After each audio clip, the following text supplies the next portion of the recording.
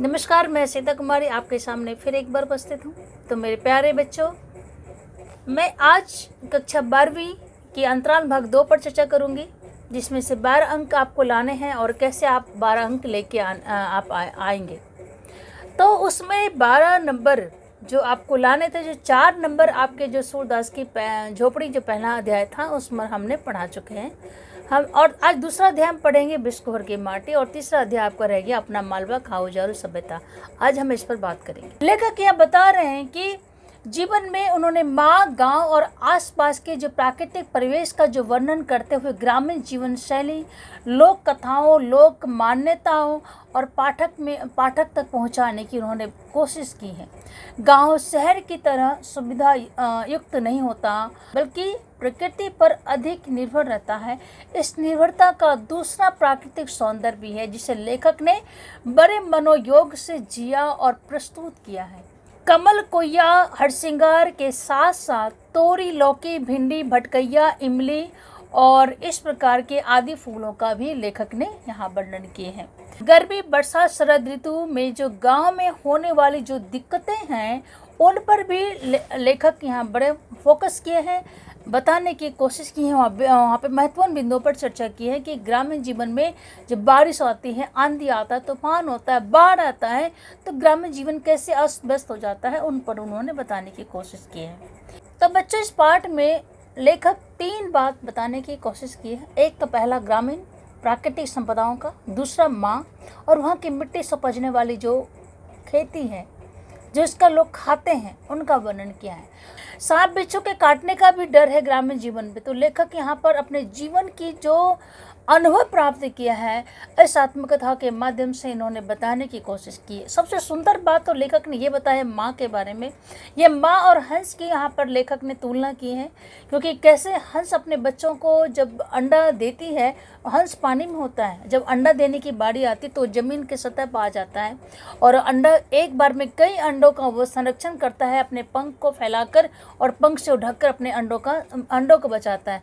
तो माँ भी ठीक उसी प्रकार अपने बच्चों को बड़े प्यार से अपने गोद में पालती है, उसको अपने दूध पिलाती है, और दूध का उन्होंने लेखक बड़े अच्छे ढंग से वर्णन किया है। शहरी जीवन में बच्चे दूध तो पीते हैं, लेकिन किसका? गाय का और डब्बे का। लेकिन ग्रामीण जीवन में बच्चे जो दूध पीते हैं वो माँ का दूध पीते हैं। माँ का दूध पीना सिर्फ दूध पीना नहीं होता, माँ के साथ जो जुड़ा जो भावनात्मक लगाव होता है, माँ के गोद का जो संरक्षण होता है, जो चांदनी रात में चांदी चंदा मामा की जो कहानी होती है, बच्चों द्वारा पैरों से माँ के पेट में जो लात मारना, माँ के पेट की जो खुशबू का सुगंध अपने आप में अनुभव और अनूठा अनुभव प्राप्त करता है। तो लेखक ने इन अनुभवों का भी वर्णन किया है कि कैसे लेखक अपने जीवन में इस प्रकार का अनुभव प्राप्त किए। लेखक यहाँ पे एक बात बताई कि उसकी माँ ने बचपन में एक बार बहुत ज़ोर से चाटा मारी। क्यों? क्योंकि उसके माँ का उन्होंने दांत काट लिए। जब छोटा बच्चा होता है तो दांत आने पर उसको कुछ भी काट लेता है, तो बच्चा दूध पीते हुए माँ को भी काट लिया था, तो माँ ने जोर की थप्पड़ लगाई। ये बात लेखक को आज भी याद है।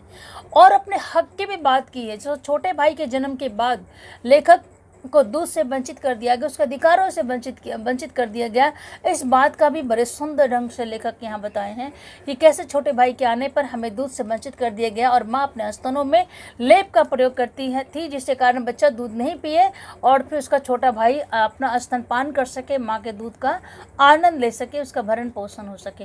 तो इस प्रकार कितने प्रकार के जो विषय, सांप, फूल, पौधे, पशु पक्षियों का भी वर्णन है यहाँ पर लेखक बताएं। तो बच्चों, इस पूरे पाठ के माध्यम से बिस्कोहर जो गांव है, गांव का जो ग्रामीण परिवेश है वो शहरी परिवेश से अलग होता है। शहर में अनेक सुविधाएं होती है, लेकिन गांव में इस प्रकार की सुविधाएं उपलब्ध नहीं होता, लेकिन वो अपना जीवन जीते हैं उन्हीं सुविधाओं के आधार पे, यानी प्राकृतिक जो सौंदर्यता है, प्राकृतिक जो फूल पौधे हैं, उसी से अपना इलाज करते हैं, उन्हीं से द्वारा उपजाए हुए फल पौधों को, फूलों को से खाकर इलाज करके अपने जीवन का निर्वाह करते हैं। तो गांव का जो परिवेश है, उन माहौल का लेखक यहाँ पे वर्णन किए हैं। तो इस पाठ में मिला जुला कर लेखक ने गांव की मिट्टी माँ और वहाँ की जो प्राकृतिक संपदा है और उस पर वर्णन किए बताए हैं। तो ये बच्चों इस पाठ में जो मुख्य 3-4 जो प्रश्न होते हैं वो प्रश्न मेन महत्वपूर्ण है। एक तो सबसे पहले कोय्या किसे कहते हैं, दूसरा है लेखक का सिर्फ दूध पीना ही नहीं होता, माँ के साथ जो उसका एक अनन्य संबंध है उस पर चर्चा बन जाता है एक प्रश्न का। तीसरा प्रश्न इसमें है कि लेखक कैसे गाँव में किन किन विषैले और जहरीले सांपों पशु पक्षियों का जो वर्णन किया है उसका किया। तीसरा माँ की तुलना हंस से किया कि कैसे माँ अपने बच्चों का पालन करती है और हंस भी अपने अंडों का कैसे संरक्षण करता है। तो इस पाठ के माध्यम से लेखक यहाँ पर बता रहे हैं। तो बच्चे इस पाठ के माध्यम से जो इस पाठ में जो 3-4 प्रश्न हैं उस प्रश्न पर आपको फोकस करने हैं, ध्यान देने। पहले तो इस पाठ को आप अच्छे से पढ़िए, पढ़ के अपने मन में थोड़ा सा संक्षिप्त में बैठा लीजिए, फिर आप आराम से इन प्रश्नों का हल कर पाएंगे। तो 4 नंबर बिस्कुहर की माटी से भी हम लाएंगे और कैसे लाएंगे यह आपको इस पाठ के पढ़कर आपको समझ आएगा। जो संक्षिप्त में मैं आपको पढ़ के सुनाई हूँ उस पर ध्यान रखना है। मेन 3-4 बात है। एक तो ये आत्मकथा है, गाँव का नाम बिस्कुहर है और लेखक का भी घर बिस्कुहर है, उत्तर प्रदेश के बस्ती जिला में है। 3 चीज़ का वर्णन किया है, गाँव, माँ और वहाँ की प्राकृतिक जीवन का जो अनुभव है, लोक कथाओं लोकगीतों का जो वर्णन है उस पर लेखक ने यहाँ पर बात की है। तो इस पाठ को अच्छे से पढ़िए, इन प्रश्नों का उत्तर अच्छे से याद कीजिए ताकि आपके लिए पाठ आसान हो जाएगा। और एक और पाठ रह गया अपना मालवा खाऊ जारू सभ्यता, उस पर हम फिर अगली क्लास में चर्चा करेंगे। तब तक के लिए धन्यवाद।